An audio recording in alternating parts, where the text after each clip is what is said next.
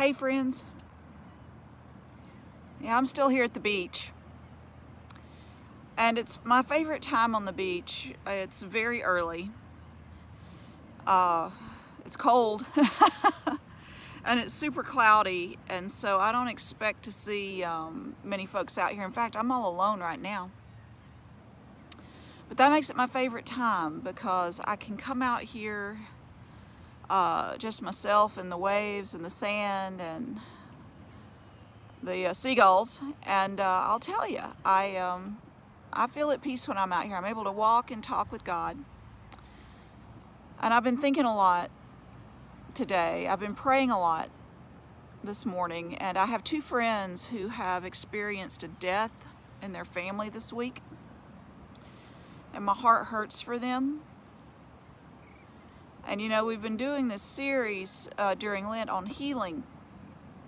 We've been talking about how God heals and how God binds us up, and I tell you, I think that's true, but I also believe that at times before healing can begin, we've also got to honor and acknowledge the fact that we've been hurt.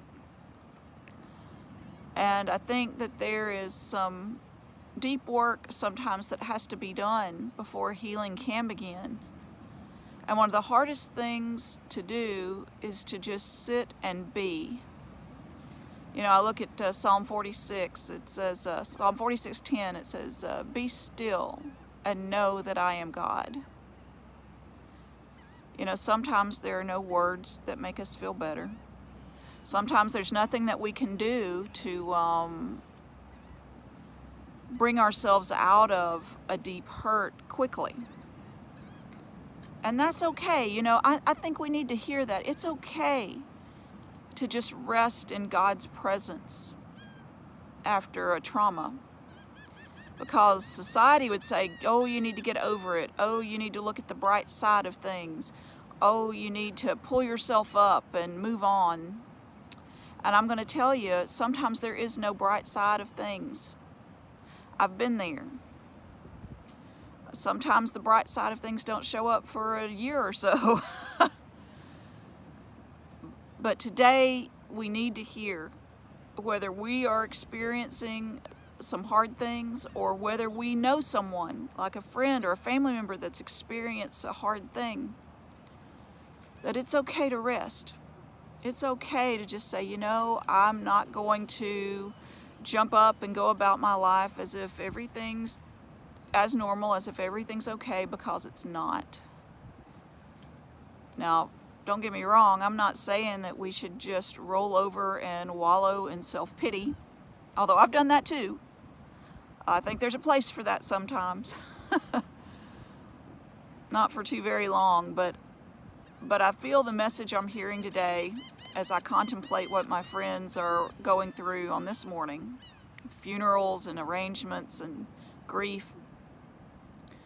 I feel like the message I got today is make sure that people know that it's okay to acknowledge your hurt sometimes and just be there with it. To seek God in it. To allow other people in your life to bless you and support you through it. And maybe we should all think about, how can we give grace? How can we give love to people in these situations? One thing I'll mention to you is that in a little over a week, we will have a healing service at our church at 4:30 p.m. at Grace United Methodist Church in Birmingham, Alabama. It's a healing and wholeness service. It's going to be on Sunday, April the 7th. And it's a time where people who are going through deep traumas can come. People who have been hurt, people who are experiencing grief or loss of any kind. Can come and be prayed for and just experience the presence of God, because that in itself is true healing. But it's also a place where your soul can come and find some rest. You know, there's all kinds of loss. There's relational loss. There's emotional loss. Physical, spiritual. And so I hope that if you or someone you know is walking that really dark path right now, that you'll consider coming, that you'll consider bringing someone that might need to just stop and be for a little while.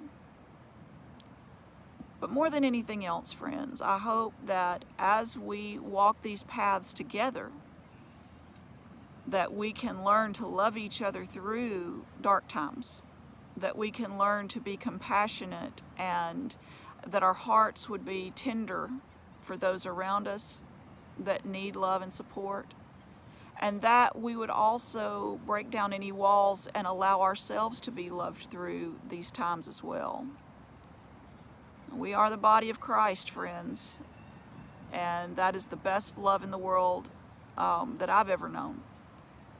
And so may we seek to strive to live more deeply into that body today. Be safe and be well, my friends.